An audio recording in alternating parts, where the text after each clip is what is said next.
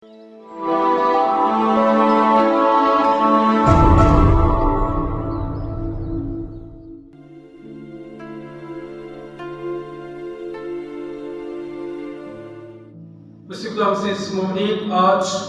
راہ کا بدھ ہے اور ہم سب عالم کی کلیسیا کے ساتھ مل کر اپنے روزوں کے بابرکت اور پرفضل موسم کا آغاز رات کے بدھ سے کرتے ہیں۔ روزوں کا یہ موسم 40 دن پر محیط ہوتا ہے، جس میں کلیسیا روزہ، ریاضت، دعا، پشیمانی اور توبہ کے ذریعے اپنی روحانی، ایمانی اور جسمانی تجدید کر کے عید پاشکا کے لیے اپنے آپ کو تیار کرتی ہے۔ اس موسم میں خصوصی طور پر خدا یسوع مسیح کے دکھوں، اس کی موت اور اس کے قیامت کے بھید پر غور کرتے ہیں۔ یسوع نے اپنے خون سے کل جہان کے گناہوں کا کفارہ دے کر محبت کا بہت بڑا ثبوت دیا ہے کہ اس سے زیادہ پیار کوئی نہیں کرتا کہ اپنی جان اپنے دوستوں کے لیے دے دے۔ راہ کا بدھ انسان کو خدا اور اپنے ہمسائے کی طرف توجہ دینے کی طرف دعوت دیتا ہے۔ راہ توبہ، علیمی، پشیمانی اور پچھتاوے کی علامت ہے۔ یہ افسوس اور یہ ماتم کا نشان ہے۔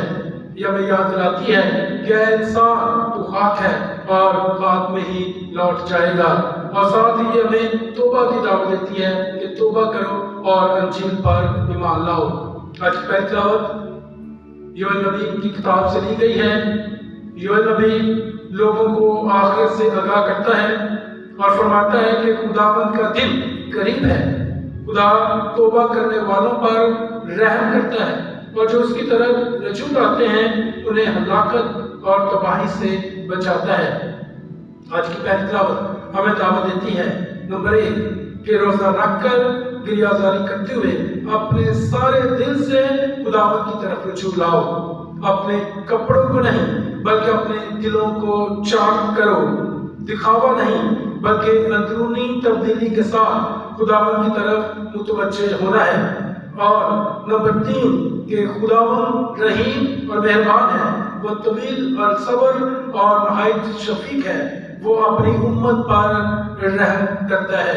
عزیز مومنین، خداوند سچی اور حقیقی توبہ کرنے والوں پر رحم کرتا ہے۔ وہ کسی کی ہلاکت نہیں چاہتا بلکہ یہی چاہتا ہے کہ توبہ تک نوبت پہنچے۔ یوئیل نبی ہمیں دعوت دیتا ہے کہ ہم بھی سب، کیا بوڑھے، کیا نوجوان، کیا بچے، سب خاندانی طور پر توبہ کریں اور خداوند کے قریب آئیں تاکہ خداوند کے رحم اور معافی کو پا کر لائق طور پر اپنے آپ کو آنے والے عید پاشکا کے لیے تیار کر سکیں۔ دوسری تلاوت میں مقدس پالوس رسول کرنتھیوں کے نام خط میں خدا سے میل کرنے کا التماس کرتا ہے۔ وہ فرماتا ہے کہ دیکھو اب قبولیت کا وقت ہے، دیکھو اب نجات کا دن ہے۔ مقدس پالوس رسول ہمیں دعوت دیتا ہے کہ ہم اپنی گناہ آلودہ زندگی کو ترک کریں۔ وہ ہمیں مسلم بیٹے کی طرح لوٹ آنے کی دعوت دیتا ہے۔ وہ ہمیں خدا سے معافی مانگنے، توبہ کرنے اور اس کے قریب آنے کا درس دیتا ہے۔ وہ چاہتا ہے کہ ہم دوبارہ سے اس رشتے کو خدا سے جوڑ دیں جو گناہ کی وجہ سے ٹوٹ چکا ہے۔ یہ وقت دعا کا ہے، قبولیت کا ہے، نجات کا ہے، کیونکہ اس موسم میں خدا کا فضل، خدا کا رحم اور خدا کی برکت عروج پر ہوتی ہے۔ اگر نینوا کے لوگوں کی توبہ پر خدا اپنا قہر نازل کرنے سے باز آتا ہے تو وہ ہماری سچی توبہ دیکھ کر وہ ہمیں بھی معاف کرتا ہے۔ پیارے بھائیو بہنوں، انجیل مقدس متی کی انجیل اس کے 6 باب میں سے لی گئی ہے۔ 40 دنوں کا یہ روحانی سفر خیرات، دعا اور روزہ میں تکمیل پاتا ہے۔ خدا یسوع مسیح ہمیں خیرات دینے، دعا کرنے اور روزہ رکھنے کی دعوت دیتا ہے، لیکن ساتھ میں خبردار بھی کرتے ہیں کہ جو بھی کام کرو اس میں خلوص سے نیت ہو، اس میں صفائی ہو، اس میں پاکیزگی ہو، اس میں دکھاوا نہیں ہونا چاہیے۔ اگر جو بھی ہم کام کرتے ہیں اس میں دکھاوا ہے تو ایسا کام خدا کو پسند نہیں ہے۔ پیارے بھائیوں اور بہنوں، آج کا انجیلی اقتباس ہمارے سامنے 3 مسیحی سنہری اصول رکھتا ہے۔ نمبر 1، خیرات۔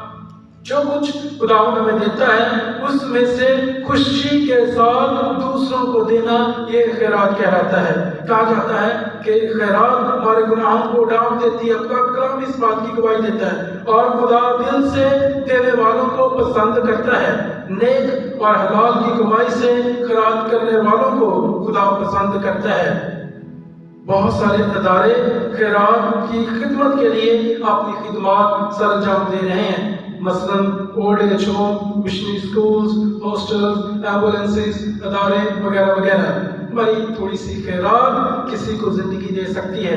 یسوع ہمیں تو حکم دیتا ہے کہ ہماری خیرات دکھاوا اور گھمنڈ پر مبنی نہ ہو، بلکہ حلیمی اور فروتنی سے نیک کاموں میں اپنا حصہ ڈالیں۔